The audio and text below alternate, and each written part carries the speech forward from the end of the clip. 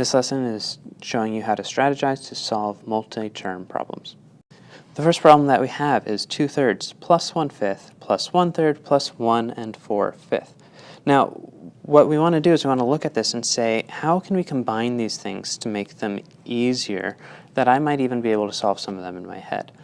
My first step, what I do, is I look to see if there's a common denominator for any of them. And when I do that, I see that I can add 2/3 and 1/3, and that's going to make it easier for me. And I can take 1/5 and 1 4/5 and add them together. So when I take 2/3 and 1/3, I get 3/3, or 1. When I have 1/5 plus 1 4/5, I have 1 5/5, which gives me 2. So really, I'm doing 1 plus 2 here, which gives me 3. I've simplified it and am able to do that inside my mind. So use those common denominators to help you with mental math. Now we have 5 7/8 minus 1/2 minus 7/8 minus 1 1/2. Now, because we're doing subtraction, it's going to be a little bit different.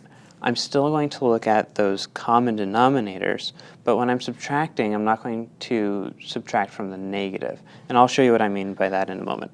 Okay? So I'm still going to have 5 7/8 minus 7/8, and I'm still going to group 1/2 and 1 1/2. But I need to look at that a little bit differently. Okay? 5 7/8 minus 7/8 is still going to be the same. And I'm still going to be subtracting, but what I'm subtracting is going to be 1/2 plus 1 1/2.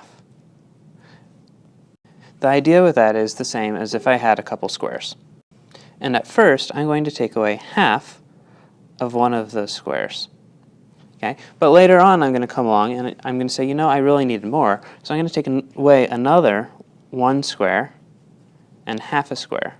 So essentially what I'm doing is I'm saying I need to take this piece away, the 1/2, and I need to take away this piece, 1 1/2.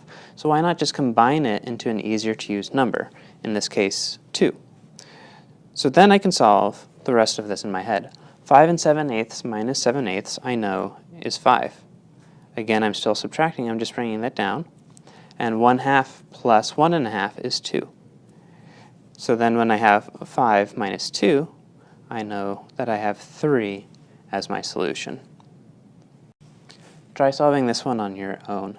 2 5/6 minus 1/3 plus 1/6. There are multiple ways to do it. I'll show you one way, but try to solve it on your own first. Okay, when I solve this, I still do the groupings based on the denominator. I have 2 5/6 that I'm going to group with 1/6. And remember, I am adding it. Okay, I'm just moving things around a little bit. Okay, 2 5/6 plus 1/6. Now, I don't need to do anything with the 1/3 because I don't have another term that I'm working with. So I'm just going to move down my 1/3. So when I have 2 5/6 plus 1/6, I can do that in my head. It turns into 2 6/6, which is 3. Bring down my 1/3. 3 minus 1/3 is 2 2/3. Try this one on your own as well. 14/3 plus something plus 9/4 is the same as 8 11/12. The first thing that I'm going to do is turn the improper fraction into a mixed number. So 14/3 turns into 4 2/3. 9/4 turns into 2 1/4. Then I'm going to combine them, and I'm going to need to find my common denominator for that. Okay, I've rearranged them a little bit, so I have 4 8/12, which is the same as 4 2/3, plus 2 3/12, so I slid over my 2 1/4, plus something is the same as 8 11/12. Then when I added them together, I found that I have 6 11/12, plus something equals 8 11/12. Now I can look at this two ways. I can look at it as 6 11/12 plus something equals or is the same as 8 11/12, or I can do 8 11/12 minus 6 11/12 is the same as something. Okay. Either way, I will find that my solution is 2.